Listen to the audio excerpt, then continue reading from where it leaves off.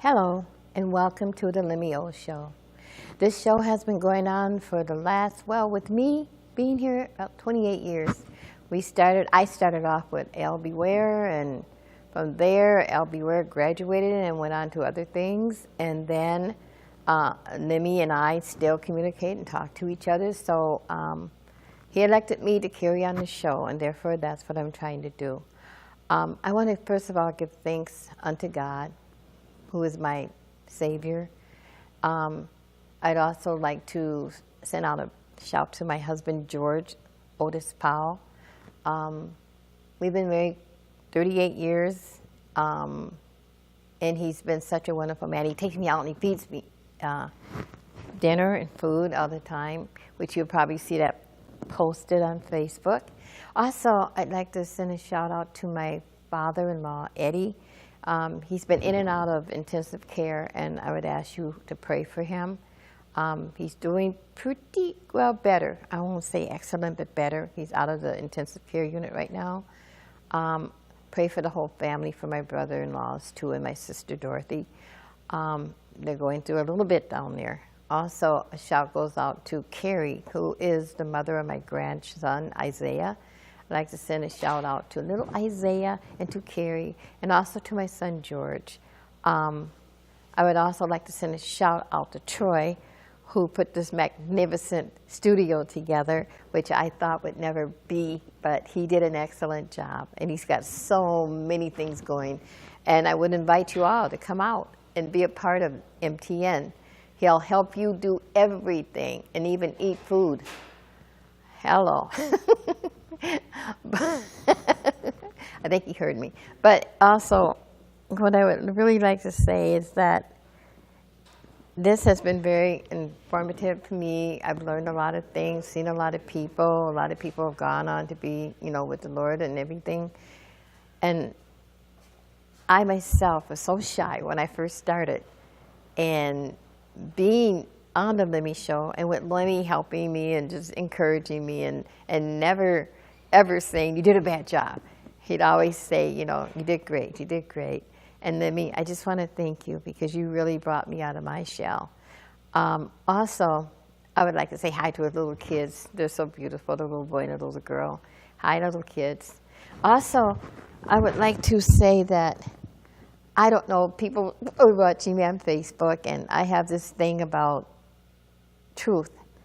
And I've been listening to a lot of Trump, and my brother Madere, he's not able to be here today. He's my host, also co-host, and he had to do a little work. But I won't say I hate Trump, but I do know what he's doing, and I know that people know what he's doing, but it just doesn't seem like they actually care. And like I always say, and Madere gets tired of me saying it, the Bible says that in the last days, people would rather believe a lie than to believe the truth. And with his supporters, that is so true. They do and would rather believe a lie, obviously, in their face, rather than to believe the truth. Also, I'd like to say that this has been, wow, a real transformation for me when I'm looking at the studio and I'm looking at the big changes and where we came from. It's awesome. I'd like to send a shout out to Crystal and Fred and their magnificent show. It's amazing, the things that they're doing. I love the show. Crystal, you guys rocked it. And I like the show that you did this Thursday too. Also, I was wondering if it would be possible to have Val be on the show sometime, because she's such a wonderful person, and she's she's one of the people that she's so friendly and loving and kind, and so willing to help you to get started. I guess this is my invite to anybody that would like to have a show. You're not alone. There's always somebody here to help you. My brother always says that I can't stop my motor mouth from going. Actually, there are times when I can't actually stop it. But I, okay, I'm going to stop laughing. I do stop sometimes, dear, in your face. But I would also like to invite people out to my church, the Living Word Church, with Apostle Leslie Ford and Pastor Rosella Ford. we've made a move, and so we're going to be in a different building. At a later date, I'll give you the place, and I'll also give you the time. So if you'd like to stop off and visit with us, that would be wonderful. We are a church that love people. We're there to help people. We not only just, people come to church and they're down and out. Our church is a church that actually provides for them. If there's a need, everybody's willing to help. They're willing to give of themselves, not just physically, but mentally, also financially. They will help them out. I have been in church now for the last, I think, 40 years. My brother Charles Jones and my mother were very instrumental in getting me into church. I'd like to send a shout out to, I know they're gone, but a shout out to my mother, Henrietta Jacobs, to my brother Booker, my brother Aaron, and my brother Excel. These were people that really, and my sister Betty, they were people that were a great influence in my life. And I guess a lot of people say, oh, I fought with my brother and my sisters. I didn't. And they were there for me. Whenever I needed them, they were there. And that's the way a family should be. A shout goes out to my remaining brothers and sisters here in Minneapolis, which would be Madeira, who's the oldest one now, Marie, Jerome, Shirley, Charles, and Dottie. And Shirley, I think Shirley, I'm not for sure. There's so many of us. I have to go down the line. But anyway, a shout goes out to my sisters also in Texas. A shout goes out to Ramona, and Helen, and oh God. I have 12 siblings, awesome siblings in Texas. I have 10 sisters and 2 brothers. One sister has passed away. But a shout goes out to you, and I love you guys, and we're looking forward to having our family reunion. I'm thinking of a date in July the 22nd, I think. But anyway, I'll post it on Facebook. And I guess we're going to do a Skype where you're going to be where you're at, and we're going to be able to see you, and you'll be able to see us here in Minneapolis. So we have people in Oklahoma, Texas, and Tennessee. I always see John and James. My condolences for my cousin who passed away, my cousin James's brother. Also, Carrie's cousin. Condolences for him too. And there's been a lot of people, young people that are passing away from, I don't know, heart disease. My other nephew, he had a heart attack. I think he might have been in his 30s, but young.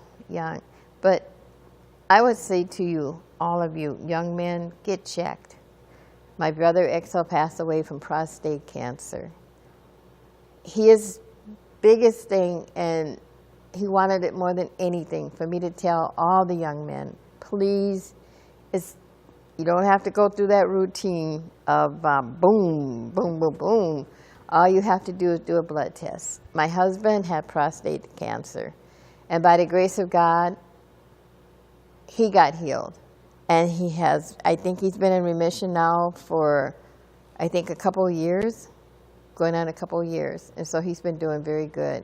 But men, please, even if you're not married, usually the wives are on the men to do it. But even if you're single, young men, and if you know there's a history in your family of cancer, any kind, prostate, colon, breast cancer, go and get checked. I mean, it's not going to hurt. It's not going to hurt you to get checked out. In fact, it could save your lives. So please, please listen to what I'm saying and get checked. You do not want to leave here sooner than you want or should. And if you do that, you'll be here. I was thinking about some of my friends that have gone home to be with the Lord so early in life. I just want to send a shout out to, and she's in heaven, Sister Rivers. Rivers was one of the best people in the whole wide world. I loved her so much, and she encouraged me so much, and she stood by me. She stood by my mother. Also Kathy. Catherine, she was a rock. She was awesome. A shout goes out to her. I would encourage people not to, there's a lot of suicides, and there's been suicides in our family too. Please don't close yourself in. If you don't want to talk to a family member, go to a friend, go to your pastor, go to the hospital. You can go there and you can tell them that you need help. But a lot of the people I see opening fires, shooting and killing, and they don't care if they die because they feel like their lives aren't worth anything anyway. But if you're out there, I encourage you to try to seek out someone to help you. Don't take your life. And please don't take other people's lives. I am going to, later on, when I can get my guests who are not afraid to come out in the snow, they come on the show, and then they're going to be doing some singing. I'm also going to have my nephew, Madera Arredondo. He'll be on the show. I was hoping that we could get the mayor on, too. I think he's such a wonderful guy. Mayor Fry, I think he's so awesome and so down to earth. But they will be on the show, and there's going to be a special, I think, with my brother Madera and also with the mayor in St. Paul, his father. I think they're wanting them to do a show together. So I would want for you to tune in and check it out and see whether or not you'd be interested, because it's going to be fun. It's going to be real fun. Today I'm not going to be singing, but I do, and I am looking at all new songs to sing. My son is also doing a lot of stuff, and I hope he'll share it with Mommy, since he only shares it with his uncles. So perhaps I'll be able to get some of his songs and he'll be able to play for you live. He plays the piano, he plays the drums, he plays the guitar, he plays a lot of the instruments that Mommy can't play. So, and perhaps I will be able to sing some songs with him. And some songs of my own too, because I wrote a song also. It may not be the biggest hit or anything.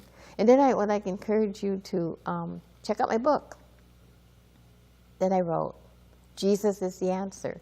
Just go on the internet. You'll find it. It's there. I think that you'll like it. I do poetry, and I just felt led to do a lot of poetry. And that book really touches my heart. I hope it touches you. But just check it out. It's called Jesus is the Answer. Also, I would like to, there was somebody that I wanted to kind of think, oh God, what her name is. But I would also like to send a shout out to Jane, Joyce, and Dan. These three people are super wonderful. Also, Bernice, shout goes out to you. I've been with you for the last 6 years, going on 7 maybe, but I want you to know that I've enjoyed every minute of being with you, and I love your family. They are awesome. Also, what I would like to be able to do in the future is to bring my adorable husband up here, the one who has stood by me and helped me, and the one that knows all about all these machines and cameras and all that kind of stuff and computers. Actually, he's a nerd. I hope nobody heard that, but he's a nerd. And he watches all this stuff and he learns all this stuff. But I don't want people to really, I don't want him to hear me saying this. So if you ever want somebody to, if you ever want somebody to do something for you, call my husband. He'll do it. He's good. He's really good. Oh, and we're going to be celebrating a wedding coming up too pretty soon, Darnell, at the church. Shout goes out to you and your future bride-to-be. Hope that you'll be able to, it's going to be in a boat, so we're going to be there too, and we'll be videoing that also. So it's going to be awesome. I'm looking forward to it. And the young lady that he's marrying, I've known her for years, and she is beautiful, very beautiful. But you'll be seeing some of that too. What I was going to do is ask my husband, what is the time limit now? Because I'm just doing this on my own because my guest didn't show up. And I guess, okay, I guess what I could talk about, I'm trying to think of what can I talk about to make it be, I think, what, 28 minutes? It's never been this hard for me to talk, and I know my brother's probably cracking up because it's hard for me to find something to talk about because I didn't plan it. It's no plan at all. But looking at this building and looking at what they've done, oh gosh, I'm trying to think of how many years have we been down here. Do you remember, George, how many years we were in this building, particular building? It's been quite a while. But also a shout goes out to Larry. He's so funny. He's one of the guys that work here. And also for the two men that passed away that worked here too. A shout goes out to Priest Eubanks. Priest, people act so crazy when they see you and you're praising the Lord and doing what you believe that the Lord has you to do. They didn't say a moan zone word about Prince. They don't say anything. And yet they want to criticize you, but I want you to know that I'm in your corner and that I believe in what you're doing. I think you're an awesome person, and I believe that you really, truly love the Lord. You are one magnificent young man. And I know that it's hard sometimes when people say things and try to badmouth you and stuff, but I think you're a terrific person.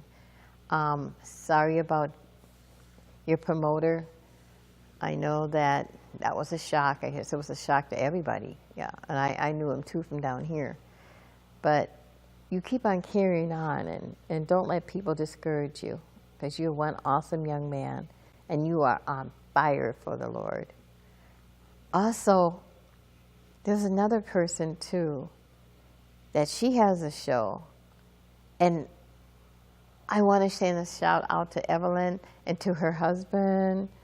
I miss you guys. You guys are so super wonderful.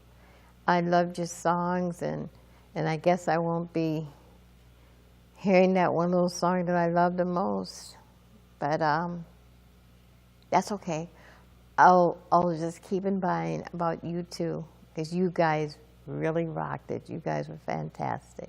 I don't know what you're doing now, but if you're doing something, let me know, and I will be there to support you, okay?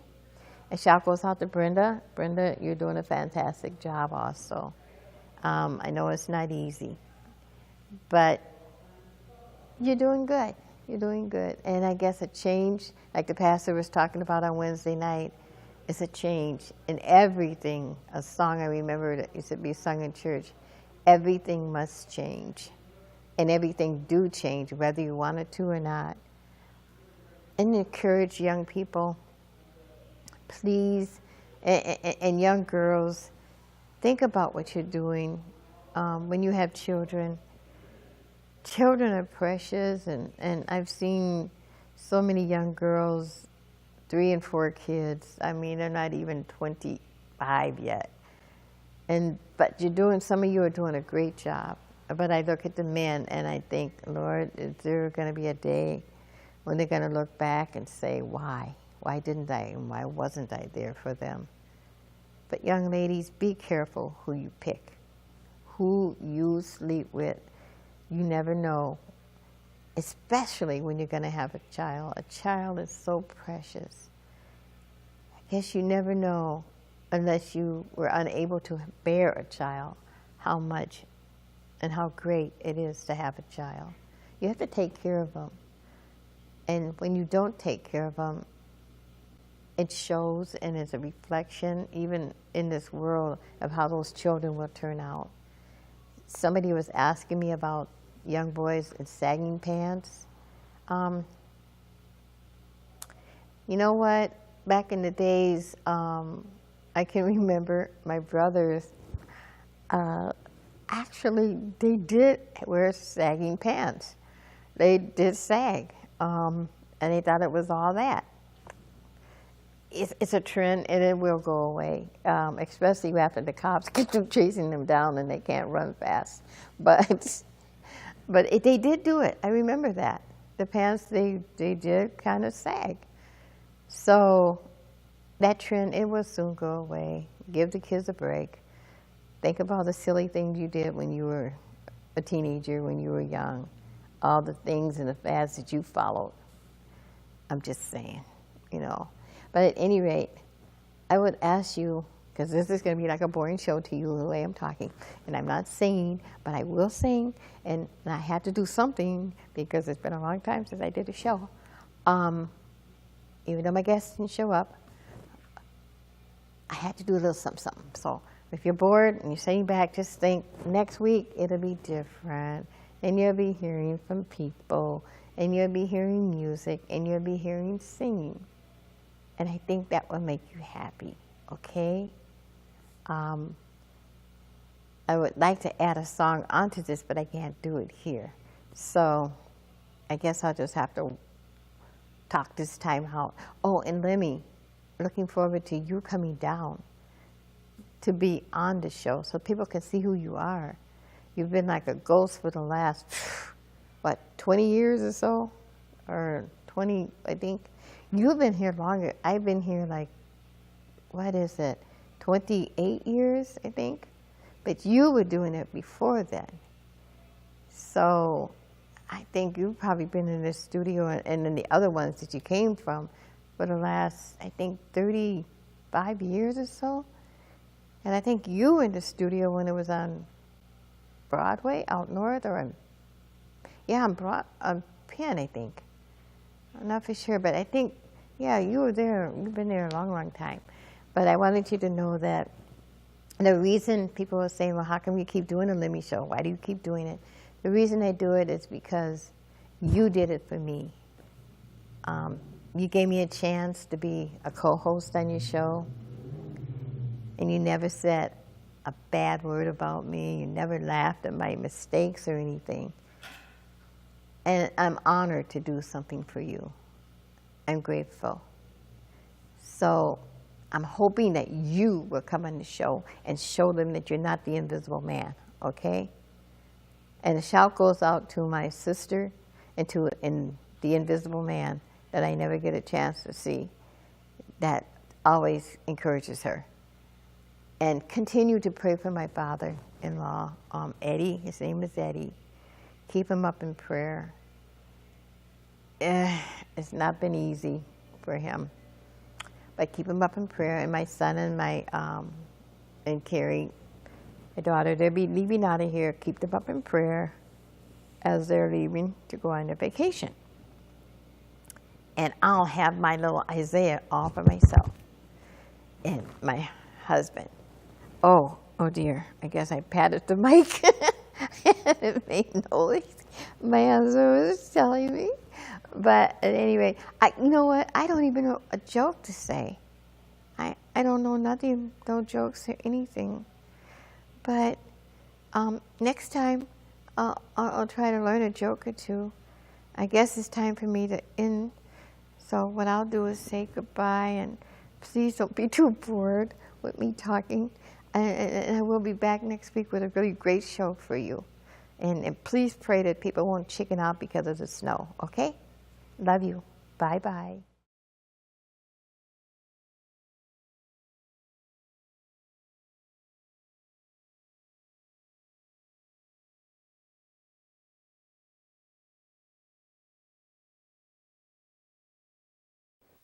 The 6 months of going to hospital to hospital, therapy to therapy, meeting new people, and having people come in your room. It's nice to just kind of have that grasp on what your life was like before.